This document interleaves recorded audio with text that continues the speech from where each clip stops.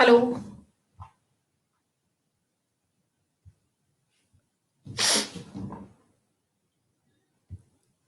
can people please comment? I am not sure who is joining, who is not. So,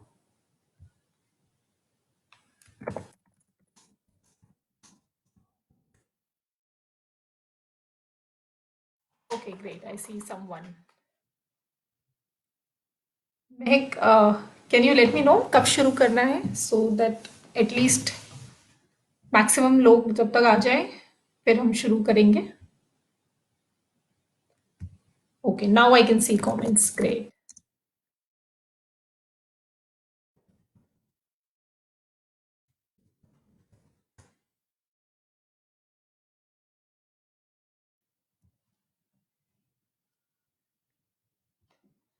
Okay, we have Riddhi from Noida NSTI.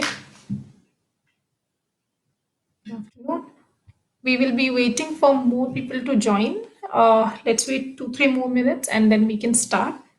And so that we don't miss the discussion. I see Mahala also here. This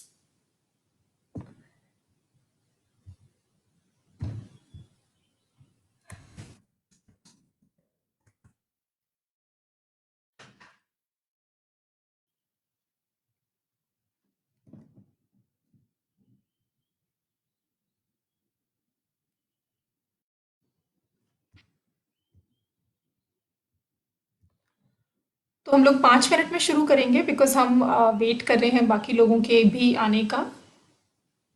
it will be better अगर सब लोग एक साथ शुरू करें क्योंकि I am sure बाद में भी वो देख सकते हैं ये वीडियो. बट अगर एक साथ जब हम इस सेशन को कर रहे हैं और मुझे भी व्यूज मिलते रहें साथ साथ तो it will be better and ज़्यादा यूजफुल रहेगा क्योंकि तब हम आइडियाज शेयर कर पाएंगे.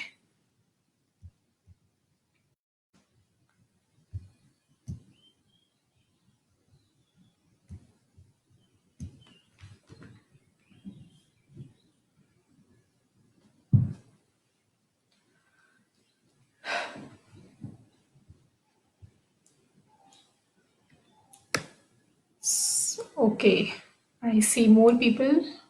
काफ़ी लोगों के मैसेजेस आ गए हैं. थैंक यू फॉर ज्वाइनिंग सब लोग. थैंक यू इतना टाइम निकाल के आप लोग रोज इन लाइव सेशंस में आ रहे हैं. रोज नए डिस्कशंस का पार्ट बन रहे हैं. इट्स वेरी इंपॉर्टेंट स्पेशली अभी के टाइम में. I see someone from Bhabha ITI, H J Bhabha ITI. Great, good afternoon. So आजकल जैसा चल रहा है, लॉकडाउन चल रहा है, सब लोग थोड़े से कंफ्यूज्ड हैं, थोड़े से लोग लॉस्ट हैं, इंस्टीट्यूट बंद हैं, आईटीआई बंद हैं. ट्रेनिंग कंटिन्यू करना बहुत मुश्किल हो रहा है and it's a good way कि अगर हम लोग एटलीस्ट ऑनलाइन जुड़ सकें और आइडियाज शेयर कर सकें. तो हम कोशिश कर रहे हैं नए से नए आइडियाज आप लोगों के साथ डिस्कस करने की. अगर आपके पास भी कोई ऐसा स्पेसिफिक टॉपिक है जिस पे आप चाहते हैं कि हम बात करें तो हम बिल्कुल वो भी ले सकते हैं. सॉरी. सो आज का टॉपिक है prevention of sexual harassment in work place. ये इसलिए भी इम्पॉर्टेंट है बिकॉज आप में से कुछ लोग मैं अज्यूम कर रही हूँ कि ऑलरेडी जॉब कर रहे हैं जो हमारे क्वेस्ट के अलुमनाई हैं और कुछ लोग जॉब करने के लिए रेडी हैं. तो कोर्स खत्म होते ही वो लोग जॉब की तरफ बढ़ेंगे और कुछ लोग नए स्टूडेंट्स भी हो सकते हैं जो जानना चाहते हैं कि वर्क प्लेस में उनके क्या राइट्स हैं. तो ये बहुत ही स्पेसिफिक है. आपके वर्क प्लेस जहाँ आप काम करते हैं वहाँ पे आपके पास क्या राइट्स होंगे आपकी सेफ्टी के लिए. तो उसके लिए ये सेशन है. आई होप सब लोग अपडेटेड हैं हमारे आसपास जो आजकल चल रहा है. सब लोग सेफ हैं, अपने घरों में हैं, बाहर जाने की कोशिश नहीं कर रहे हैं.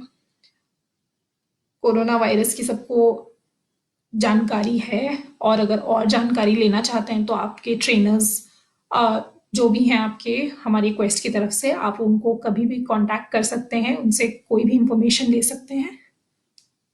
Okay, so people have some very specific request जहाँ पे वो बोल रहे हैं कि टाइम मैनेजमेंट या पर्सनल ग्रूमिंग के बारे में हम बात करें। थैंक्स रिद्धि, हम इसको नोट कर लेते हैं। हम आने वाले सेशंस में ध्यान रखेंगे कि हम एक सेशन इसका भी लें, because it's an important thing और आपके जॉब में, आपकी वर्क में, आपकी पर्सनल लाइफ में भी बहुत ज़्यादा ज़रूरी होगा।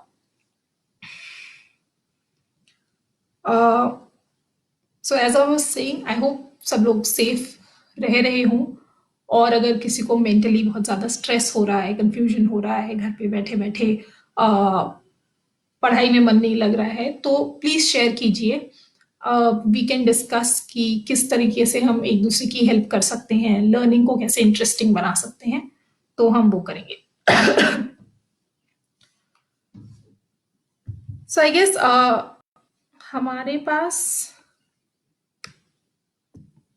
ओके सो आई गेस हमारे पास इनफ लोग हैं और बाकी लोग अभी जुड़ जाएंगे। हमें और ज़्यादा देर नहीं करनी चाहिए।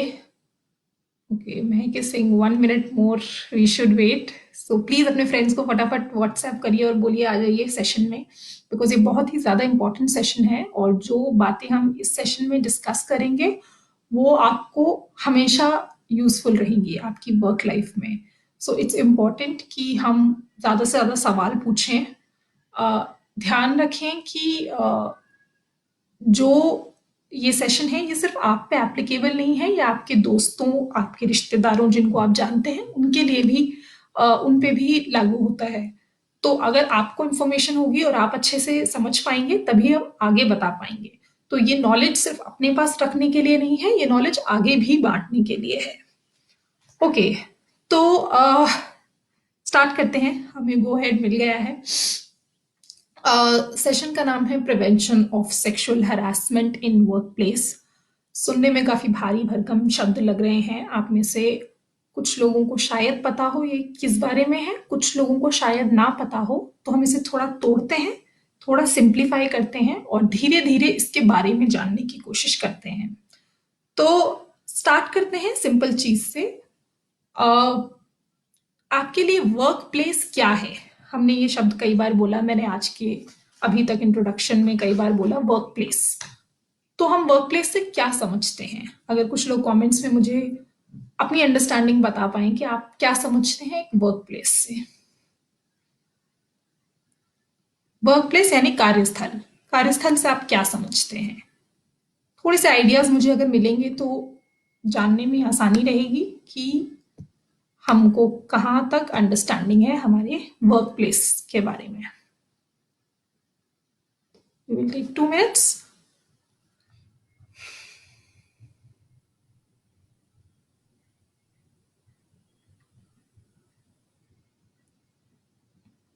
कोई भी जवाब दे सकता है, कोई सही या गलत जवाब नहीं है। जो भी आपको समझते हैं जहां हम काम करते हैं। Great Tanu, that's a good answer. और क्या जगह वर्क प्लेस हो सकती है? Okay, more people joining in. ये एक सेफ एरिया है, सेफ स्पेस है। यहाँ पे गलत सही जवाब नहीं है। यहाँ पे हम शेयरिंग के लिए हैं। और जॉब या स्टडी, ओके, ऑल राइट, जहां हम वर्क प्लेस वर्क करते हैं। ओके, सो मोटे तौर पे हाँ, जहां हम काम करते हैं यानी कि जहां हमारा ऑफिस है वो एक वर्क प्लेस मानी जाती है। लेकिन जब हम इस स्पेसिफिक एक्ट की बात करते हैं, इस स्पेसिफिक टॉपिक की बात करते हैं, तो सिर्फ वो ऑफिस ही नहीं और भी उस दौरान जुड़ी हुई चीजें हमारे वर्क प्लेस में ऐड हो जाती हैं। यानी कि कोई भी ऐसी जगह जहां पे आप जाते हैं एज एन एम्प्लॉई बन के, अगर आप अपने ऑफिस से कहीं भी जाते हैं अपने काम के सिलसिले में, वो आपकी वर्क प्लेस है। आयशा, आपका आंसर काफी हद तक सही है, जिसमें आप कह रहे हैं कि लोकेशन जहां पे आप काम करते हैं। What I am also saying is उस लोकेशन के अलावा भी अगर ए आपका लोकेशन है जहां ऑफिस है आपका और आपको ऑफिस ने बोला है आप बी पे जाइए, तो बी जगह भी आपकी वर्क प्लेस मानी जाएगी। और ना सिर्फ दैट, अगर आप ए पॉइंट से बी पॉइंट ऑफिस के काम से जा रहे हैं तो वो ट्रैवल भी आपका वर्क प्लेस में माना जाता है। तो इस ए से बी पॉइंट के बीच में आप आपकी सेफ्टी की जिम्मेदारी आपके एम्प्लॉयर के ऊपर है, क्योंकि ये आपका वर्क प्लेस माना जाएगा। इसके अलावा वर्क प्लेस और क्या हो सकता है? तो कई बार ऐसा होता है कि आपको काम के सिलसिले में क्लाइंट के ऑफिस जाना होता है। तो अगर आप अपने काम से क्लाइंट के ऑफिस जा रहे हैं तो वो ऑफिस भी वर्क प्लेस के अंदर आएगा। अगर आप अपने काम से किसी कंपनी के गेस्ट हाउस में रुके हैं, अपनी कंपनी के गेस्ट हाउस में रुके हैं, तो गेस्ट हाउस भी वर्क प्लेस बन जाएगी। अगर आप होटल में रह रहे हैं, मान लीजिए आप दिल्ली में हैं और आपको बोला है आप राजस्थान जाइए काम से, ये पर्सनल हॉलिडे नहीं, काम की बात कर रहे हैं हम। तो अगर आपको राजस्थान जाना है और राजस्थान में आपका स्टे होटल वगैरह आपके ऑफिस ने अरेंज कराया है, तो that place also becomes your work place. तो अभी तक आई होप क्लियर हो कि वर्क प्लेस हमारी क्या होती है। ना सिर्फ हमारा ऑफिस, हमारे ऑफिस से हम काम से कहीं जा रहे हैं तो वो भी, ट्रैवल भी, क्लाइंट का ऑफिस भी, गेस्ट हाउस, होटल, कोई भी ऑफिशियल जगह वर्क प्लेस में आती है। एक इंपॉर्टेंट इंफॉर्मेशन और यहाँ पे, मान लीजिए आपका ऑफिस का हेड ऑफिस है से द्वारका में, लेकिन आप काम करते हैं मोरीगेट वाले ऑफिस में, उसी ऑफिस का एक छोटा सा पार्ट है मोरीगेट में भी, तो वो भी वर्क प्लेस होगा। इसका मतलब ये नहीं है कि सिर्फ द्वारका वाला ही आपका ऑफिस है, ये भी आपका वर्क प्लेस है। Okay, so I hope it's clear अभी तक कि वर्क प्लेस का दायरा हमारा क्या है, क्योंकि ये बहुत जरूरी है समझना हमारे लिए। तभी हमें पता चलेगा कि हमारे अधिकार सिर्फ जहां हम बैठ के रोज काम करते हैं वहीं पे नहीं है, हमारा काम से सिलसिले में हम जहां जहां जा रहे हैं, वो सुरक्षा चक्र हमारा, वो पूरा वर्क प्लेस का कहाँ कहाँ आता है। लेट्स मूव ऑन, थोड़ा सा और डिटेल में जाते हैं कि वर्क प्लेस हमें समझ में आया। अब सेक्सुअल हैरासमेंट क्या होता है पहले हम ये समझेंगे, फिर हम बात करेंगे सेक्सुअल हैरासमेंट वर्क प्लेस पे जो होता है वो क्या है। तो हैरासमेंट से कोई क्या समझता है, सेक्सुअल हैरासमेंट में क्या क्या चीजें आती हैं, कमेंट्स में आप बता सकते हैं मुझे, so that I get an idea and हम फिर वहां से आगे बढ़ेंगे। लेट मी नो अगर बहुत फास्ट जा रहा है तो मैं थोड़ा स्लो करने की कोशिश करूंगी।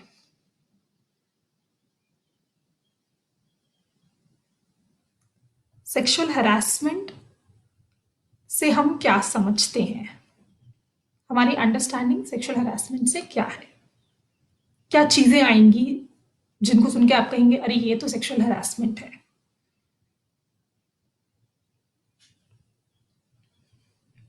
मैं वेट कर रही हूं आप लोगों के आंसर्स, सजेशंस, आइडियाज का। Any harm to body and mind, very nice.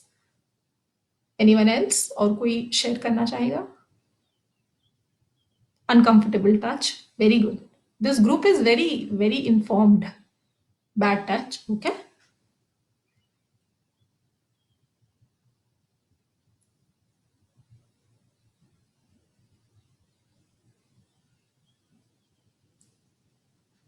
एक दो आइडियाज और सुनना चाहूंगी मैं सेक्सुअल हैरासमेंट के बारे में, हम क्या समझते हैं।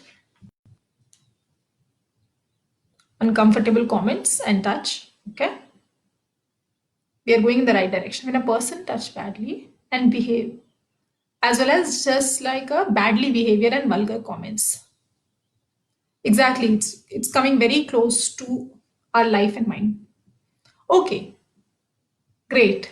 And still people are joining in. आप लोगों ने जो भी डेफिनेशंस शेयर की हैं वो सब सही हैं। Anybody harm to our body without our permission, perfect. ये सभी डेफिनेशन सेक्सुअल हैरासमेंट की एकदम सही है। सेक्सुअल हैरासमेंट में आप लोगों ने बोला कि any harm to body and mind, जब आपको कोई सेक्सुअली आपको टच करने की कोशिश कर रहा है, अगर अनवांटेड आपको छू रहा है तो वो सेक्सुअल हैरासमेंट में आएगा। कोई आपको, आप नहीं चाहते लेकिन फिर भी आपके साथ फ्लर्ट करने की कोशिश कर रहा है, ये शब्द हम सुनते हैं ना, फ्लर्ट, मतलब आपके साथ बहुत ज्यादा दोस्ती करने की, आपके साथ गहन होने, मित्रता करने की कोई कोशिश करता है, लेकिन आपको वो पसंद नहीं है और आप उससे अनकंफर्टेबल हो रहे हैं, तो वो फ्लर्टिंग होती है। वो भी सेक्सुअल हरासमेंट के अंदर आता है, क्योंकि आपको वो पसंद नहीं है। अगर आप ओके हैं उससे, so that is not sexual harassment. It is a lot to do with वो आपको कैसा फील करा रहा है। सेक्सुअल फेवर मांगना, ये एक बहुत ही स्पेसिफिक चीज है सेक्सुअल हरासमेंट में। फेवर मांगना क्या होता है, जिसमें लोग चाहते हैं कि वो आपके लिए कुछ काम करेंगे अगर आप उनके लिए कुछ सेक्सुअल फेवर देंगे। तो ये बहुत ही ज्यादा कॉमन प्रॉब्लम है सेक्सुअल हरासमेंट में। बहुत सारे लोग बोल रहे हैं bad touch, yes that is covered because that's one of the most obvious examples of sexual harassment, कि किसी ने छुआ और हमें बुरा लगा। Somebody is saying, new members request कर रहे हैं, मैं 20 सेशन में करना थोड़ा मुश्किल हो जाएगा, तो महक I request you if you can do that, जो भी न्यू मेंबर ज्वाइन करना चाहते हैं। गोइंग बैक, कोई छू रहा है, आपको अनकंफर्टेबल लग रहा है, ये क्लियर एग्जाम्पल है सेक्सुअल हरासमेंट का। और भी चीजें हैं, जैसे कि कोई आपको अनवांटेड जेस्चर या इशारे कर रहा है या जोक सुना रहा है, ये भी सेक्सुअल हरासमेंट में आएगा। हम में से कई लोग होंगे जिनको कई बार ऐसे जोक आते हैं व्हाट्सएप पे, फोन पे हमारे, है ना, फोटोज कुछ लोग भेजते हैं जो अश्लील भी हो सकती हैं, जो आपको अनकंफर्टेबल फील करा सकती हैं, जो बॉडी पार्ट्स के बारे में हो या फिर कुछ डिस्क्रिप्टिव हो, जो पढ़ के या देख के आपको अच्छा नहीं लग रहा है। All this is sexual harassment. कोई आपसे ऐसा जोक करने की कोशिश कर रहा है और बोल रहा है कि अरे हम तो मजाक कर रहे हैं, and then makes you uncomfortable, is sexual harassment. Unwanted, कोई कैट कॉलिंग भी करता है। कैट कॉलिंग ये शब्द पिछली बार हमने राजस्थान की टीम के साथ डिस्कस किया था, और लोगों को थोड़ा सवाल थे उस बारे में कि कैट कॉलिंग क्या हुई। कोई आपको देख के सीटी बजा रहा है या फिर कुछ ऐसे इशारे कर रहा है जो अनकंफर्टेबल है, ये सब कैट कॉलिंग में आएगा। आपको कोई ऐसे चित्र दिखा रहा है जिसे हम पॉर्न कहते हैं, पोर्नोग्राफी, जो भद्दे हैं या अश्लील हैं या आपके लिए गंदे हैं, वो भी सेक्सुअल हरासमेंट में। तो ये सब चीजें जो हैं, ये सब मिलके सेक्सुअल हरासमेंट के अंदर आएंगी। Unwanted touch, sexual favour, cat calling, joke, gesture, flirting, unwanted flirting, ये सब सेक्सुअल हरासमेंट में आएगा। Okay, so we are waiting 2 more minutes for more people to join. Meanwhile, अभी तक सेक्सुअल हरासमेंट से, okay, repeating everything is possible again and again. अगर किसी को कोई नई डेफिनेशन पता चली हो सेक्सुअल हरासमेंट की, तो आप लोग कमेंट्स में मुझे बता सकते हैं, अपार्ट फ्रॉम जो भी आप लोगों ने ऑलरेडी बता दिया है। अभी मैंने जो बताई आपको डेफिनेशंस, आपको उनमें से कोई नई डेफिनेशन पता चली हो सेक्सुअल हरासमेंट की, तो please let me know, so that हम चर्चा कर पाए कि कितनी चीजें ऐसी हैं जिन्हें हम ऐसे ही जाने देते हैं, समझते नहीं है कि वो कितनी सीरियस है या फिर वो भी हरासमेंट का हिस्सा है।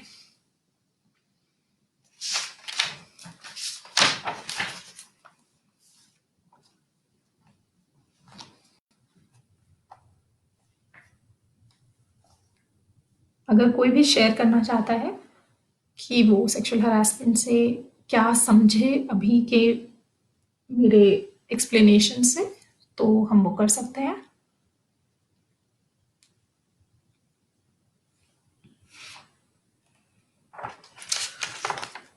Okay, we have a lot to cover, तो हम लोग आगे बढ़ेंगे। जो लोग बाद में ज्वाइन कर रहे हैं वो लोग सुन सकते हैं। मेंटली टॉर्चर, आप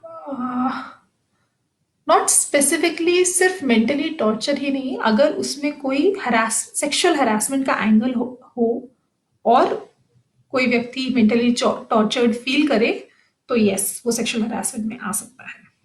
हम आगे बढ़ते हैं। Non verbal harassment, that's a great point. सिर्फ वर्बल ही नहीं, नॉन वर्बल भी होता है, बोल के भी होता है, इशारों से भी होता है, टच करने से भी, फिजिकली भी, मेंटली भी, इमोशनली भी। All this will come under sexual harassment. तो आगे बढ़ते हैं, और जो लोग ज्वाइन कर रहे हैं वो समझें, सुने, और बहुत सारी नई बातें हम यहाँ पे डिस्कस करने वाले हैं। तो हम ये जो इतना डिस्कशन कर रहे हैं, मैंने इतना जो टाइम लगाया आपको बताने में कि वर्क प्लेस क्या है और सेक्सुअल हरासमेंट क्या है, इसका कारण है कि इंडिया में वर्क प्लेस सेक्सुअल हरासमेंट के बारे में चर्चा बहुत बाद में शुरू हुई। तो इसकी थोड़ी सी हिस्ट्री जान लेते हैं कि क्यों और कब ये सब शुरू हुआ। तो 1997 का ये केस है जब एक महिला थी जिनका नाम था भंवरी देवी, और वो राजस्थान में काम करती थी। एक सरकारी नौकरी में वो काम करती थी। उनका काम होता था कि वो गांव-गांव जाके लोगों को अवेयरनेस दे, और वहाँ पे बहुत ज़्यादा बच्चों की शादियाँ होती थी, चाइल्ड मैरिज जिसे कहते हैं, उसको रोकने के लिए वो काम करती थी। इस सिलसिले में वो एक बार एक गाँव में गई और वहाँ पे उन्होंने यही चाइल्ड मैरिज रोकने की कोशिश की, जिसकी वजह से उस कम्युनिटी में, उस समुदाय में लोग भड़क गए और उनका रेप किया गया। ये बहुत ही दुखद घटना थी, जिसके बाद उन्होंने बहुत कोर्ट के चक्कर लगाए, बहुत पुलिस कचहरी का चक्कर हुआ, बट उनको न्याय नहीं मिला, क्योंकि अ, उनकी जो ऑर्गेनाइजेशन थी जहां वो काम करती थी, वहां से उन्हें सपोर्ट नहीं मिला। ये 1997 की घटना है। इस बात के बाद एक ऑर्गेनाइजेशन है जिसका नाम है विशाखा, VISHAKA, विशाखा, जो कि महिलाओं के लिए अधिकारों के लिए काम करने वाली ऑर्गेनाइजेशन है। उन्होंने ये बात उठाई और वो लोग सुप्रीम कोर्ट गए, जहाँ पे उन्होंने अर्जी दी कि महिलाएं जब कार्यस्थल में काम करती हैं तो उनकी प्रोटेक्शन, उनकी उनकी रक्षा करना उस ऑर्गेनाइजेशन की जिम्मेदारी बनती है, और इसके लिए कोई लॉ, कुछ रूल बनाने चाहिए जो बहुत ही सख्त हो, ताकि महिलाओं को सेफ फील हो। इस बात को लेकर एक एक्ट बना जिसको कहते हैं prevention of sexual harassment act. 2013 में, 2013 में ये एक्ट रिवाइज हुआ, जिसमें कुछ और चीजें भी जोड़ी गई। Mahak has written down the case there. जब हम ये सेशन कर लेंगे उसके बाद मैं ये टास्क देने वाली थी कि आप इस केस के बारे में और जानिए, गूगल पे जाइए, आर्टिकल्स पढ़िए इस बारे में। तो ये एक बहुत ही लैंडमार्क जजमेंट था। उस ऑर्गेनाइजेशन के नाम से ही इन गाइडलाइंस का नाम बन गया विशाखा गाइडलाइंस। तो विशाखा गाइडलाइंस एक्चुअली जो है वो यही सेट ऑफ रूल्स हैं कि अगर किसी महिला के साथ उसके कार्यस्थल में उत्पीड़न होता है, यौन उत्पीड़न यानी कि सेक्सुअल हरासमेंट होता है, तो उस महिला के पास क्या अधिकार है और वो किस तरह से न्याय के लिए अर्जी दे सकती है, उसका क्या प्रोसेस बनेगा। तो इस बात के लिए सबसे इम्पोर्टेंट चीज ये है कि आप जहां पे भी काम कर रहे हैं, आपकी कंपनी या ऑर्गेनाइजेशन में अगर 10 से ज्यादा लोग होते हैं, can just give me 1 second, I have to, just a second.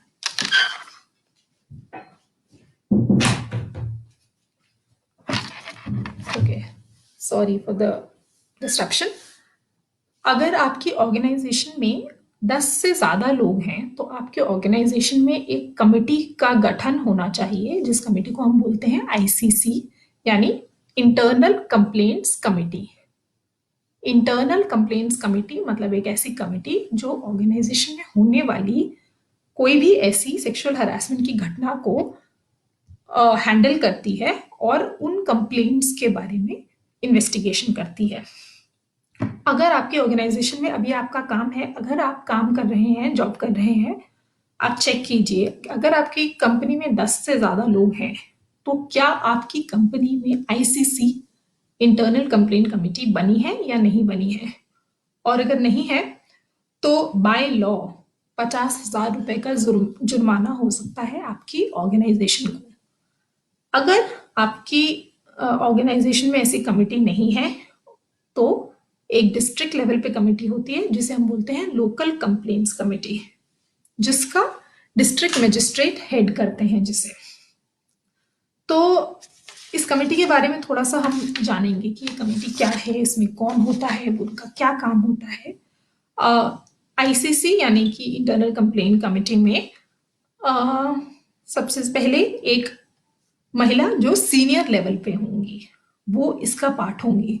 Usually जैसे एचआर होते हैं कंपनी में, तो वो अक्सर इसका पार्ट होते हैं, बट उनके अलावा कोई और भी हो सकता है जो सीनियर लेवल पे कोई फीमेल एम्प्लॉय, कोई विमेन एम्प्लॉय उस कमिटी में होंगी। दूसरा, कम से कम 2 लोग उस कंपनी के उस कमिटी में होने चाहिए। कम से कम 2 से ज़्यादा भी हो सकते हैं। एक व्यक्ति आउटसाइडर यानी एक्सटर्नल होगा, जो कि किसी एनजीओ का मेंबर होगा, किसी महिलाओं के अधिकारों पे काम करने वाले एनजीओ का मेंबर होगा। ये इसलिए भी हमने बनाया है ताकि हमने वन नहीं बनाया, ये सरकार ने ये रूल इसलिए भी बनाया है ताकि जो ये एक्सटर्नल मेंबर है वो कमिटी को भी हेल्प कर सके, गाइड कर सके कि क्या रूल्स हैं, महिलाओं के लिए अधिकारों में क्या क्या काम हो रहा है और क्या क्या चीजें जरूरी हैं। इस कमिटी का एक और इम्पोर्टेंट हिस्सा यह है कि कम से कम 50% लोग इस कमिटी की महिलाएं होनी चाहिए, क्योंकि ये रूल महिलाओं पे अप्लाई करता है, उनके अधिकारों की रक्षा के लिए है। अभी तक इसमें पुरुषों को नहीं इंक्लूड किया गया है, तो जरूरी है कि 50% लोग इस कमेटी के महिलाएं हों। इस कमेटी का काम क्या है? अगर आपकी ऑर्गेनाइजेशन में, अगर जहां आप काम करते हैं वहां पे आपके साथ यदि ऐसा होता है कि किसी ने आपको सेक्सुअली हरास किया, आपको अनकंफर्टेबल लगा और आप अफेक्ट हुए उस चीज से, आप उस कमिटी को जाके कंप्लेन दे सकते हैं। विद इन 1 वीक वो कमिटी आपको एक कॉपी आपकी कंप्लेन की लिख के देगी कि हमारे पास ये कंप्लेन आ गई है। अब उस कमिटी के पास 3 महीने यानी कि 90 डेज हैं फैसला सुनाने के लिए। फैसला वो कैसे सुनाएंगे? वो कमेटी इन्वेस्टिगेशन करेगी, जिनके खिलाफ कंप्लेन हुई है उनसे बात करेगी, उनसे जानकारी लेने की कोशिश करेगी। बाकी लोग अगर कोई हैं वहां पे तो उनसे कोशिश करेगी जानने की कि क्या हुआ, क्या आपने देखा, अगर इस बारे में आपको कोई जानकारी है। 3 महीने में ये कमिटी डिसाइड करेगी कि ये जो कंप्लेन हुई है क्या ये वैलिड है, और यदि ये वैलिड है तो क्या कदम उठाए जाने चाहिए उस व्यक्ति के खिलाफ। तो ये शब्द कुछ ये जो जस्टिस है, ये फैसला अलग अलग तरीके से हो सकता है। कमिटी डिसाइड कर सकती है डिपेंडिंग ऑन उन व्यक्ति के खिलाफ क्या कंप्लेन है। उनको बोल सकती है कि आप लिखित में माफी मांगिए, रिटन अपॉलॉजी जिसे कहते हैं, तो उनको लिख के माफी मांगनी पड़ेगी कि ऐसा हमने किया है। किसी का कमेंट आया है कि नहीं शीतल, क्योंकि ये कंप्लेंट अभी इंटरनल लेवल पे है, यानी आपकी ऑर्गेनाइजेशन के अंदर ही है ये कमेटी, तो अभी पुलिस इन्वॉल्व इसमें नहीं हुई है। ये सिविल या क्रिमिनल केस नहीं है, ये अभी ऑर्गेनाइजेशन के अंदर का केस है। तो अभी पुलिस इन्वेस्टिगेशन यहाँ पे स्टार्ट नहीं होगी और ना ही पुलिस का आना जाना आपके घर पे होगा। अगर आप चाहते हैं कि क्रिमिनल इन्वेस्टिगेशन हो तो आप बाहर जाके भी इसकी कंप्लेन कर सकते हैं। ये एक इम्पॉर्टेंट डिवीजन है यहाँ पे। ये एक फर्स्ट लेवल है ताकि कई लोगों को पुलिस के पास जाना या कोर्ट कचहरी के चक्कर लगाने में डर लगता है या शर्म आती है, तो उन लोगों के लिए भी ये बहुत ही जरूरी एक्ट है कि आपकी अपनी ऑर्गेनाइजेशन के अंदर ही आप इसे कंप्लेन कर सकते हैं और आपके पास पूरा अधिकार है कि आप 3 महीने में आपको उसका न्याय मिले। अभी मैं आगे बताऊंगी और क्या क्या डिटेल है छोटी छोटी इस एक्ट के अंदर, और क्या राइट्स हैं और क्या डिटेल्स भी हैं। Okay, that's a good question. In which court this case will be pass if a big issue is created? अगर 3 महीने में कमिटी कोई जवाब नहीं दे पाती है तो उनको लिखित में जो मैंने पहले बताया था एलएलसी यानी लोकल कंप्लेन कमेटी, जिसे डिस्ट्रिक्ट मजिस्ट्रेट हेड करते हैं, उन्हें वो बताना होगा कि हम नहीं डिसाइड कर पाए, और फिर वो आपके ऊपर है, आप उस केस को लोकल कंप्लेन कमेटी तक ले जा सकते हैं। फिर वो उनका काम है कि वो डिसाइड करें कि इन्वेस्टिगेशन कैसे उसकी करनी है। इस कमेटी का न्याय प्रकरण समयावधि अधिक है मुझे समझ नहीं आया कि अधिक से आपका क्या मतलब है यहाँ पे। 3 महीने हैं आप कमिटी के पास कि वो 3 महीने में आपको बताए कि उन्होंने क्या डिसीजन लिया, उनके इन्वेस्टिगेशन का, उनके फैक्ट फाइंडिंग का क्या हुआ। अगर ये कमेटी नहीं डिसाइड कर पाती है तो ये केस सिविल कोर्ट में चला जाएगा। मैं बता रही थी कि अगर कोई पाया जाता है दोषी तो ये कमेटी किस तरह के फैसले ले सकती है। एक था रिटन अपॉलजी, दूसरा था कमेटी वार्निंग दे सकती है उन व्यक्ति को, उनके परमानेंट रिकॉर्ड में ये जा सकता है कि इनके खिलाफ इस तरह की कंप्लेन हुई है और इनको दोषी पाया गया है, तो उस व्यक्ति का करियर, उनका जॉब आने वाले, अगर वो जॉब छोड़ भी दें, आगे भी अफेक्ट हो सकता है। तो कोई भी ऐसा कदम उठाने से पहले 10 बार सोचेगा कि अगर मेरी कंप्लेन हो गई और मुझे दोषी पाया गया तो मेरे करियर में हमेशा के लिए वो धब्बा लग जाएगा। फिर टर्मिनेशन यानी कि नौकरी से निकाला जा सकता है।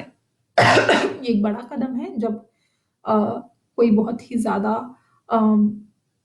बड़ा केस हो जिसमें आपको बहुत ज़्यादा अफेक्ट हुआ हो, और कोई ज़रूरी नहीं है कि हम यहाँ पे टच करने वाले सेक्सुअल हरासमेंट को ही मानेंगे, कि कुछ भी हो सकता है, आपको मेंटली भी अफेक्ट कर सकता है। तो ये कमेटी उन व्यक्ति को नौकरी से निकाल भी सकती है।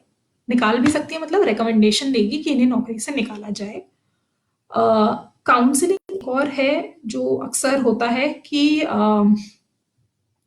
वो व्यक्ति, उनको यही मनोवैज्ञानिक प्रॉब्लम है और वो नहीं कोप कर पा रहे हैं अपने इन कामों को, तो उनकी काउंसलिंग हो, यानी उनको साइकोलॉजिकली कुछ सिखाया जाए। Yes, I agree. बहुत सारे लोग इसलिए कंप्लेन नहीं करते क्योंकि पुलिस के चक्कर कौन लगाए, पुलिस स्टेशन से डर लगता है, पुलिस के सवाल जवाब बहुत ही मुश्किल होते हैं देने, क्योंकि कई बार ऐसा होता भी है और कई बार ऐसी इमेज भी होती है कि पुलिस आपको और अनकंफर्टेबल करती है। ये हमेशा ज़रूरी नहीं है, लेकिन वो डर है लोगों के दिमाग में। इसलिए ये 3 महीने की अवधि है जिस पे आपको जवाब देना है, इस कमेटी को जवाब देने हैं। फिर सॉरी, कुछ डिटेल जो मैं आपको बता रही थी, ये कमेटी आपको अगर आपको इससे बहुत ज़्यादा अफेक्ट हुआ है तो आपके लिए भी स्टेप्स लिए जा सकते हैं, यानी कि आपको 3 महीने की पेड लीव मिल सकती है। अगर आप बहुत ज़्यादा इस कमिटी ने पाया कि आपके साथ ऐसा कुछ हुआ है और ये व्यक्ति दोषी है और आपको बहुत ज़्यादा फर्क पड़ा है, तो आपको 3 महीने तक की छुट्टी मिल सकती है। आपको ट्रांसफर किया जा सकता है। अगर आप बोलें कि हमें इस ब्रांच में काम करना ही नहीं है तो आपका ट्रांसफर किसी और ब्रांच में हो सकता है। किसी ने एक बहुत ही इंपॉर्टेंट क्वेश्चन उठाया है कि कोई कास्ट की वजह से मेंटली परेशान करे तो क्या करना चाहिए। शबू खान ने आज के इस सेशन के दायरे के ये बाहर आ जाएगा, क्योंकि यहाँ पे हम सिर्फ सेक्सुअल हरासमेंट वाले केसेस की बात कर रहे हैं, लेकिन ये बहुत ही इंपॉर्टेंट और बहुत ही ज़रूरी डिस्कशन है जो और भी अलग मामलों से सुलझ सकता है। इसके लिए आप अपने एचआर से कंप्लेन कर सकते हैं और उन व्यक्ति के खिलाफ एक्शन लिया जा सकता है जो आपको कास्ट बेस्ड डिस्क्रिमिनेशन कर रहे हैं या मेंटली परेशान कर रहे हैं। आज का ये जो सेशन है वो सिर्फ सेक्सुअल हरासमेंट पे है। किसी ने कहा है कि 90 डेज बहुत लंबा टाइम है, तो आपको ये ध्यान देना होगा कि इंडिया में जब कोई चीज केस कोर्ट तक जाता है तो वो बहुत ही ज्यादा लंबे टाइम तक चलता है। जैसा कि हम लोग जानते हैं कि हमारे देश में कोर्ट और जजेस बहुत कम हैं लेकिन केसेस बहुत ज्यादा हैं, तो 90 डेज अगर कंपेयर किया जाए तो बहुत ही ज्यादा कम है टू गेट दैट जस्टिस, क्योंकि यहाँ पे हमने एक रोक ले रखी है कि आपको देना ही पड़ेगा 3 महीने में। वेरएज अगर हम सिविल में जाके यही कंप्लेन करते हैं तो सालों साल ये मामले चलते हैं, फिर तो आप चक्कर लगाते रह जाएंगे और इन दी एंड हो भी सकता है आपको जस्टिस मिले, हो भी सकता है आपको जस्टिस ना मिले, फिर आप उन्हीं चक्करों में रह जाते हैं। इसलिए भी इस चीज को इतनी महत्व, इतना इम्पोर्टेंस यहाँ पे दिया गया है, सो दैट जल्दी से जल्दी और श्योरिटी के साथ, ये भी जरूरी है कि जल्दबाजी में कमेटी कोई डिसीजन ना ले। अगर आपने कंप्लेन करी है तो ऐसा भी ना हो कि कमेटी बोले हाँ हाँ इसने ऐसा किया है, इसे नौकरी से निकाल दो, क्योंकि वो अनफेयर होगा, वो जस्टिस नहीं होगा। तो कमेटी के पास इनफ टाइम भी होना चाहिए कि वो सारे के सारे सबूत, सारे विटनेसेस, सब लोगों की बात सुने और फिर डिसाइड करे कि क्या सही कोर्स ऑफ जस्टिस है। थोड़ा सा कमेंट्स अगर हम एंड के लिए बचाएं, मैं कोशिश कर रही हूँ जितने ज्यादा कमेंट्स को एड्रेस करने की। कोई कह रहा है कि पुलिस के बारे में बात करें, अगेन हम यहाँ पे डिस्कस कर रहे हैं कि यहाँ at this level police is not involved, because आपने वो डिसीजन लिया है कि आप इंटरनली कंप्लेन करें, तो अभी तक आप कमेटी पे ही डिपेंड कर रहे हैं। लेकिन अगर आप चाहते हैं कि पुलिस को इन्वॉल्व किया जाए तो फिर हम उसका एक केस कर सकते हैं जिसमें ये कमेटी आपका साथ देगी। तो ये भी एक चीज है। रजनी ने बोला है कि लड़कों के लिए, और अनफॉर्चुनेटली मैं यहाँ पे ऐड करना चाहती हूँ कि ये कमेटी बाय लॉ अभी तक इंडियन गवर्नमेंट ने इस लॉ में लड़कों को या पुरुषों को नहीं इंक्लूड किया है, जो अनफॉर्चुनेट है, बिकॉज जस्टिस सबके लिए होना चाहिए। लेकिन हमें उम्मीद है कि आगे जाके शायद ऐड हो। नॉनदलेस अगर आपके ऑर्गेनाइजेशन में या आप किसी को जानते हो कोई पुरुष जिनके साथ ऐसा हुआ हो, तो वो भी इस कमेटी को अप्रोच कर सकते हैं। भले ही वो लॉ ना दे रहा हो, लेकिन एम्प्लॉयर का फर्ज बनता है कि उनके एम्प्लॉय सेफ फील करें। तो पुरुष हो या महिला, कोई भी इस कमेटी को अप्रोच कर सकता है।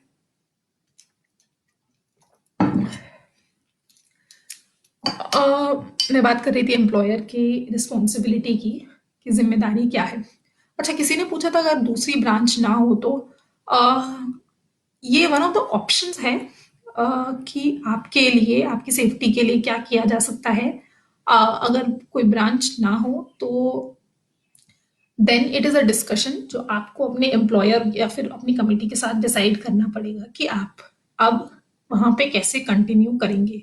क्या आप उसी जगह पे कंटिन्यू करना चाहते हैं या फिर कुछ और डिस्कशन करके, वो आपका इंटरनल डिस्कशन है, वो रूल्स के अंदर या लॉ के अंदर नहीं आता। वो आपकी सर्कमस्टांसेस, आपके हालात या जो भी आपके पास ऑप्शंस हैं उनको देख के उस पर डिसाइड होता है। मैं एम्प्लॉयर की रिस्पॉन्सिबिलिटी की बात कर रही थी। तो एम्प्लॉयर का काम, हाँ हमारे पास ये आईसीसी है जिसके बिना पे एम्प्लॉयर सेफ्टी इंश्योर करेगा। बट और भी क्या चीजें हैं जो आपके एम्प्लॉयर को करनी चाहिए। फर्स्ट ऑफ ऑल तो महिलाओं के लिए एक सुरक्षित कार्यस्थल बनाने का एम्प्लॉयर की जिम्मेदारी है। आपको एम्प्लॉयर को ध्यान रखना है कि जहां आप काम कर रहे हैं वो जगह में आप एज अ महिला, एज अ लड़की, आप वहां पे कंफर्टेबल हैं या नहीं। अगर आपके ऑफिस में से डिम लाइटिंग है या बाथरूम्स में लाइट नहीं है या फिर लड़के लड़कियों के बाथरूम एकदम अगल बगल में है, आपको अनकंफर्टेबल फील होता है, तो ये सब चीजें एक सेफ एनवायरनमेंट का हिस्सा हैं। अगर आपको ये सेफ नहीं लग रहा है तो आप इसकी कंप्लेन कर सकते हैं अपने एम्प्लॉयर को और उन्हें बता सकते हैं कि ये सुनिश्चित करना उनकी जिम्मेदारी है।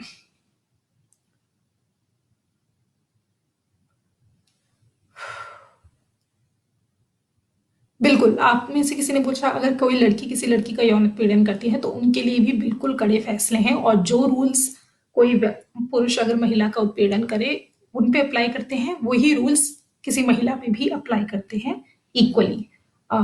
यहाँ पे मैं फिर से फोकस देना चाहूंगी कि ये सेशन सिर्फ आपके वर्क प्लेस यानी कार्यस्थल पे लिमिटेड है।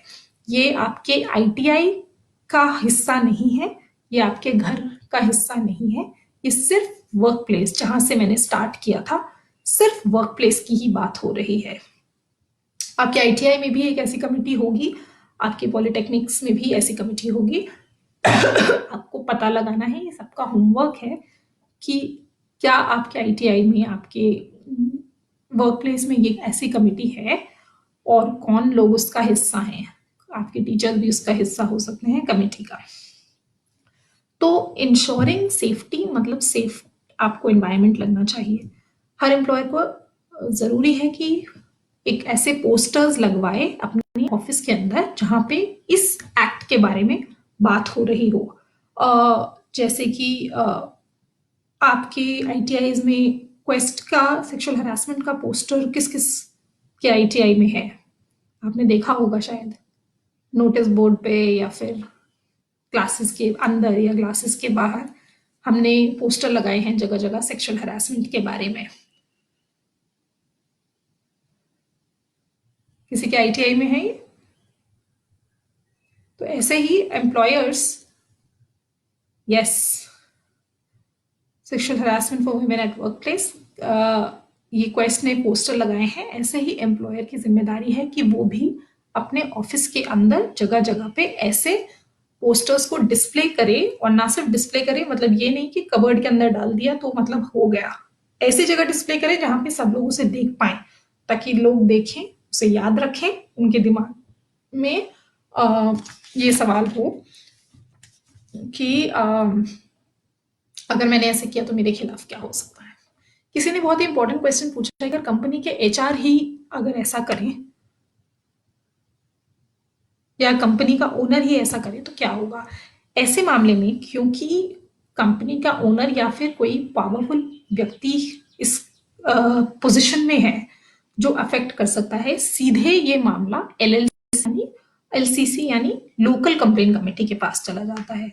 तो फिर ये इंटरनल नहीं रहता, फिर आपको ये डरने की जरूरत नहीं है कि ये लोग तो खुद ही इन्वॉल्व हैं, ये कैसे मुझे न्याय देंगे। फिर एलसीसी यानी दूसरे लेवल पे ये मामला चला जाता है, जहां पे डिस्ट्रिक्ट ऑफिसर एक होते हैं, वो इस मामले के बारे में पड़ताल करते हैं। आईटीआई जहांगीरपुरी में कोई मुझे बता रहा है कि ये कमेटी है, विच इज ग्रेट अगर आपको पता है इस बारे में। जस्ट अ सेकेंड, निशा का कौन सा क्वेश्चन था जो मैंने इस क्वेश्चन का आंसर दे दिया है कि अगर एचआर या कंपनी के ओनर या कोई पावरफुल व्यक्ति इस ऐसी पोजीशन में है तो आपके पास क्या उसका समाधान है। और पोस्टर लगाने के अलावा और महिलाओं के लिए एनवायरनमेंट सेफ करने के अलावा आपकी कंपनी को टाइम टाइम पे वर्कशॉप्स करानी चाहिए, जिनमें वो आपको बताए कि सेक्सुअल हरासमेंट क्या होता है, अगर कोई ऐसा करे तो कंपनी कैसे कड़े उपाय करेगी इनका समाधान करने के लिए। सी शबू, आप जो बोल रहे हैं वो भी एक इम्पॉर्टेंट इशू है, लेकिन अगेन मैं बोल रही हूँ कि हमारा ये सेशन सिर्फ वर्क प्लेस पे ही लिमिटेड है। अगर क्लास या इंस्टीट्यूट रिलेटेड कोई ऐसा केस है तो आप उस इंस्टीट्यूट की जो कमेटी है उसके पास जा सकते हैं। तो आपको पता लगाना पड़ेगा कि अगर आपकी क्लास आपके इंस्टीट्यूट में ऐसी कमेटी है तो उसमें कौन लोग हैं, उनको कैसे अप्रोच किया जा सकता है और कैसे कंप्लेन लिखाई जा सकती है। इस तरह के हरासमेंट जैसे मामलों को हल्के में नहीं लिया जाता है, बहुत ही सीरियसली लिया जाता है। तो आपको ये पहल करनी पड़ेगी। Online FIR I am not sure, क्योंकि फिर वो एक सिविल मामला हो गया, वो इंटरनल मामला नहीं हुआ। तो यस, वो भी लीगल तरीका है इस बारे में करने का। पर ये आपको चेक करना पड़ेगा कि क्या ऑनलाइन एफआईआर आप मेंटल हैरेसमेंट के केस में कर सकते हैं या नहीं, क्योंकि जनरली ये इसका फर्स्ट लेवल होता है कि आप अपने ऑर्गेनाइजेशन में, अपने इंस्टीट्यूट में ही इंटरनली इस बात को रेज करें। फिर कुछ इंपॉर्टेंट चीजें जो आपको ध्यान रखनी है। अगर आप एज अ महिला ऐसा कुछ फेस कर रहे हैं तो अभी इस सेशन के बाद आप सबको काफी जानकारी मिल गई है कि क्या करना है, लेकिन कई बार हम अपने आसपास ऐसे लोगों को देखते हैं जिनको जानकारी नहीं होती, पता भी नहीं होता। उनके साथ अगर ऐसा हो रहा है तो आप क्या कर सकते हैं। एक, आप उनको जानकारी दे सकते हैं, आप उनको इंफॉर्मेशन दे सकते हैं जो भी आपने सीखा कि ये एक्ट क्या है, उनके पास क्या अधिकार हैं, कैसे कमेटी को अप्रोच करें। अगर वो कंफर्टेबल नहीं है, वो बोलते हैं कि नहीं नहीं मुझे नहीं जाना, मुझे डर लगता है, या फिर मुझसे सवाल पूछे जाएंगे या मुझे जज किया जाएगा, तो आप उनकी परमिशन लेके, याद रखें परमिशन लेके, उनकी तरफ से ये कंप्लेन आप भी कर सकते हैं। तो ज़रूरी नहीं है कि वो व्यक्ति स्वयं जाके कंप्लेन करे अगर वो नहीं अच्छा फ़ील कर रहे हैं, पर चाहते हैं कि इस बारे में एक्शन लिया जाए, तो आप उनकी परमिशन से आप भी कंप्लेन कर सकते हैं। 3 महीने कई बार ऐसा होता है कि कुछ ऐसे इंसिडेंट होते हैं जो हमें इतना धक्का दे देते हैं कि हम इमीडिएटली कुछ बोल नहीं पाते उसके बारे में। हमें मेंटली उस बारे में इतना ज़्यादा अफ़ेक्ट होता है कि हम उसको प्रोसेस करने में टाइम लगता है कि मेरे साथ ऐसा हुआ और ये गलत था और मुझे इस बारे में बुरा फ़ील हो रहा है और मुझे कंप्लेन करनी चाहिए। तो आप कम से कम 3 महीने तक भी कंप्लेन कर सकते हैं इस बारे में। तो ऐसा नहीं है कि जैसे ही आपके साथ कुछ हुआ आप जाके कंप्लेन कर दीजिए और अगर आपने नहीं किया तो लोग बोलेंगे कि उस समय क्यों नहीं आए? क्योंकि ऐसा कई बार होता भी है। तो यही मैं आपको याद दिलाना चाहूँगी कि 3 महीने तक आप कंप्लेन कर सकते हैं। इनफैक्ट कुछ सीवियर केसेज़ में 3 महीने के बाद भी आप कंप्लेन कर सकते हैं। अ, एक चीज़ और कि आप ये जो कंप्लेन कर रहे हैं ये बहुत ही ज़्यादा कॉन्फिडेंशियल है। मतलब ये आपके और जिनको आपने कंप्लेन की है उस कमिटी के बीच में एक बहुत ही ज़्यादा सीक्रेट और सेक्रेट चीज़ है। वो आपकी इस कंप्लेन को बाहर किसी के भी साथ डिस्कस नहीं कर सकते बाय लॉ। अगर उन्होंने ऐसा किया तो उनके खिलाफ कंप्लेन हो सकती है। तो आप इस बात में सुनिश्चित रहिए कि अगर आपने बताया किसी को तो वो सब में फैला देंगे, वो नहीं फैला सकते बाय लॉ। दूसरा, जो भी लोग इस पूरे प्रोसेस में इन्वॉल्व हैं उनको भी ऐसा बताया जाता है कि अगर आपको एज अ विटनेस भी बुलाया है तो भी आप बाहर किसी के साथ डिस्कस नहीं कर सकते कि आपने क्या बताया है, आपने क्या सबूत दिए हैं। ये सब एक गुप्त प्रोसेस होता है सो दैट सबकी सेफ्टी बनी रहे इस पूरे प्रोसेस के दौरान।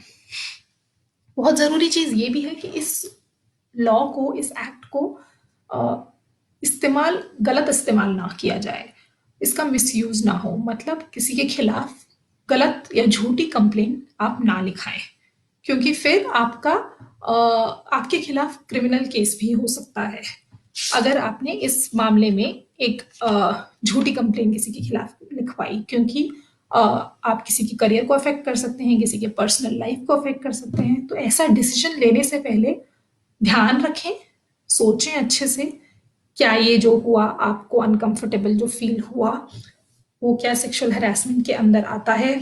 अगर आता है तो आप विलिंगली जा रहे हैं उनकी कंप्लेन लिखवाने या फिर आपको किसी ने बोला है कि नहीं नहीं तुम जाओ।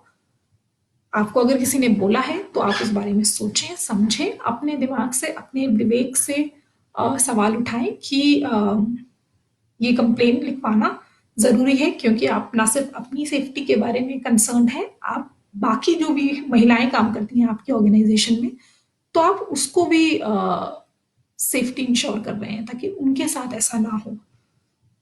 तो कुछ ज़रूरी चीज़ें जो यहाँ पे अभी तक क्लियर है, कुछ हमें पॉइंट समझ में आ रहे हैं। हम लोग काफ़ी लंबा खींच लिया हमने इस सेशन को। मेरे पास 2-4 चीज़ें और थी। मैं जल्दी से बता दूं कि अगर आप कमेटी के फैसले से संतुष्ट ना हो तो आप इस कंप्लेन को लेके लोकल कंप्लेन कमेटी यानी कि डिस्ट्रिक्ट लेवल पे जा सकते हैं। अगर आप उनके फैसले से भी संतुष्ट ना हो तो आप कोर्ट में जा सकते हैं। कोर्ट में इन दोनों कमिटीज के पास अगर आप जा चुके हैं पहले तो इन दोनों की जो भी डॉक्यूमेंट है वो भी कोर्ट में सबमिट होंगे। तो ऐसा नहीं है कि इस कमेटी का डिसीजन लास्ट है और अगर उन्होंने मना कर दिया कि नहीं नहीं इस व्यक्ति ने कुछ नहीं किया तो आपको कभी न्याय मिल ही नहीं सकता। श्योर दीदी, आपने जो बोला ये एकदम सही है। हरासमेंट मेंटल भी हो सकता है, हरासमेंट ओवर स्ट्रेस ओवरलोड आपको कई बार करते हैं लोग, वो भी हो सकता है। यहाँ पे ये समझना जरूरी है कि अगर आप इस कमेटी के पास जा रहे हैं तो ये कमेटी सिर्फ सेक्सुअल हरासमेंट के ही मामले को देखती है। अगर आप स्ट्रेस रिलेटेड हरासमेंट के बारे में कंप्लेन लिखा रहे हैं तो आप अपने सीनियर या फिर सीनियर के भी सीनियर को पास जाके इसकी कंप्लेन कर सकते हैं।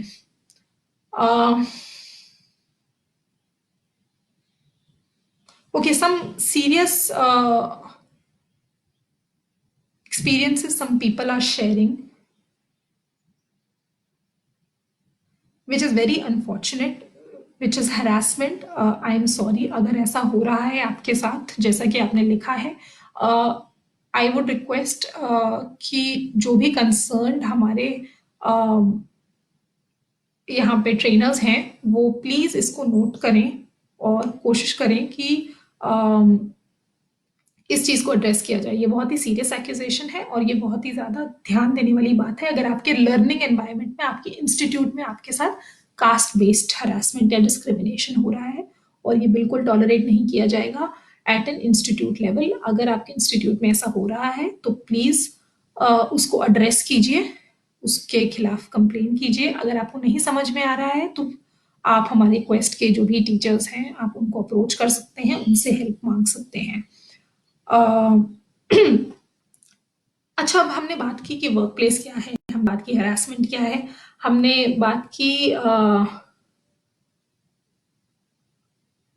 ओके आपके अभी जो कमेंट्स आ रहे हैं वो इस सेशन से रिलेटेड नहीं है, वो बहुत सारे अलग अलग कंसर्न्स हैं जो इम्पोर्टेंट है, बस इस सेशन से रिलेटेड नहीं है, तो हम उनको थोड़ा सा स्किप करेंगे और सिर्फ इस सेशन की इस दायरे की ही बात करेंगे. हम बात कर रहे थे कि एक एम्प्लॉयर मतलब इस लॉ के अंदर कौन कौन आएगा. आप मैं बोले जा रही हूँ आप ऐसा करेंगे आप ऐसा करेंगे, पर आप कौन है यहाँ पे. आप एक व्यक्ति हैं जो एक एम्प्लॉई हैं जो कहीं काम करते हैं या काम करने जाने वाले हैं, पर वो कौन लोग हैं जिनको इस एक्ट का, इस लॉ का फायदा मिलेगा. अगर आप फुल टाइम जॉब कर रहे हैं, अगर आप कॉन्ट्रैक्ट पे हैं, अगर आप टेम्पररी जॉब कर रहे हैं, अगर आप ट्रेनी या इंटर्न पे हैं, तो भी आपको इस लॉ का फायदा मिलेगा. मतलब अगर आप इंटर्नशिप पे जाते हैं ना, कई लोग आप अपने कोर्सेज के रिलेटेड, तो अगर आप उसमें भी आपके साथ ऐसा कुछ होता है आपकी इंटर्नशिप या ट्रेनिंग के दौरान, तो भी आपको ये लॉ फायदा देगा और आप वहाँ पे आईसीसी के पास जाके कंप्लेन लिखा सकते हैं और आपको भी एज ए एम्प्लॉई जस्टिस मिलेगा. अच्छा, अब मेरे कंप्लेन के साथ आपके जॉब पे कोई फर्क नहीं पड़ेगा क्योंकि ये बहुत ही ज़्यादा अनबायस्ड डिसीजन होगा जो ये कमिटी लेगी. आपके पर्सनली आपके वर्क पे कोई अफेक्ट नहीं होगा, इस बात का पूरा पूरा ध्यान इस कमिटी को रखना पड़ेगा, तो इस बारे में आप निश्चिंत रहिए. अच्छा, अब हमारे पास ज़्यादा टाइम नहीं है, बहुत सारी नॉलेज है, बहुत सारे सीरियस इश्यूज हैं जो आई एम श्योर 1 घंटे या 2 घंटे क्या कई दिनों में सॉल्व नहीं हो सकते, लेकिन ज़रूरी था कि हम इस बारे में बात करें, एक डिस्कशन स्टार्ट करें, एक पहल करें, और जितने सवाल हैं हमारे इस मामले के बारे में उसके बारे में हम सोचें, डिस्कस करें, पूछें और खुद भी जानने की कोशिश करें और दूसरों को भी बताएं. अगर आपको समझ में आ गया है तो आप औरों को भी बताइए, अगर आपको समझ नहीं आया है तो आप हमसे पूछिए या फिर खुद जानने की कोशिश कीजिए कि ऐसे क्या केस होते हैं, वो कैसे पूरा प्रोसेस लेते हैं. पर्सनली मैंने देखे हैं ऐसे केसेस जहाँ पे लोगों ने कंप्लेन करी है और उनको न्याय मिला है. मैंने ये भी देखा है कि बहुत ही सीरियसली इन चीज़ों को लिया जाता है, ऐसे मजाक में नहीं लिया जाता या हल्के में नहीं लिया जाता. अगर आपने कंप्लेन लिखाई है तो एक प्रॉपर इन्वेस्टिगेशन होता है उसके खिलाफ. ओके, छोटा सा क्विज है जो भी हम करेंगे. आई होप मेन मेन चीज़ें हमने इसमें कवर करी हूँ. कुछ सवाल पूछूंगी, अगर आपको उसके आंसर आते हो तो प्लीज कमेंट्स में लिख दीजिए. तो जो गाइडलाइंस जो मैंने बताया था, जो ग्रुप ने ये लॉ के लिए सुप्रीम कोर्ट से अर्जी दी थी, उन गाइडलाइंस का नाम क्या है. ऑप्शन ए है विशाखा गाइडलाइन, ऑप्शन बी है Baisakhi guidelines. Option A Vishakha या ऑप्शन बी बैसाखी, इन गाइडलाइंस का क्या नाम है. फटाफट आंसर कीजिए तो हम दूसरे क्वेश्चन पे जाएंगे. जो भी फर्स्ट आंसर देगा उसको मैं विनर अनाउंस करूंगी. ये गाइडलाइंस जो कि सेक्सुअल हरासमेंट के बारे में बताती हैं. Great, Tanu has answered A Vishakha guidelines, which is the right answer. Riddhi You have both given the right answer. Okay, Chanchal. We're moving on to the next question. एक इंटर्न या trainee sexual harassment act के अंदर आता है, A true या B false? Intern या trainee sexual harassment act के अंदर आता है, ए ट्रू या बी फॉल्स? ट्रू या फॉल्स?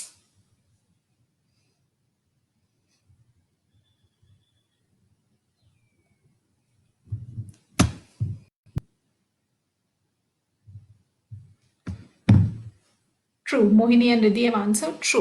यस, एक इंटर्न या ट्रेनी इस एक्ट के अंदर आता है. Thanks Rajni and Priyanka. Okay, next question. आपकी कंपनी में कितने एम्प्लॉयर होने चाहिए कम से कम, जिसके लिए इंटरनल कंप्लेन कमिटी का बनना जरूरी है? Minimum how many employers should be there in the company for ICC to be formed? Option 1 A is 50, option B is 10. 50-50 या 10-10?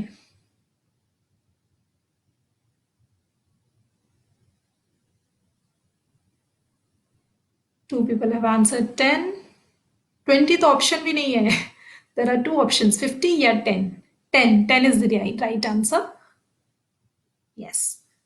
At least 10 लोग अगर आपकी कंपनी में हैं तो आईसीसी का बनना जरूरी है by law. Complain sexual harassment के अगेंस्ट जो लिखाई जाती है उसके लिए कितने टाइम के अंदर अंदर एक्शन लिया जाना चाहिए? Option 1, option A is 6 months, option B is 3 months. Option A 6 months, option B 3 months.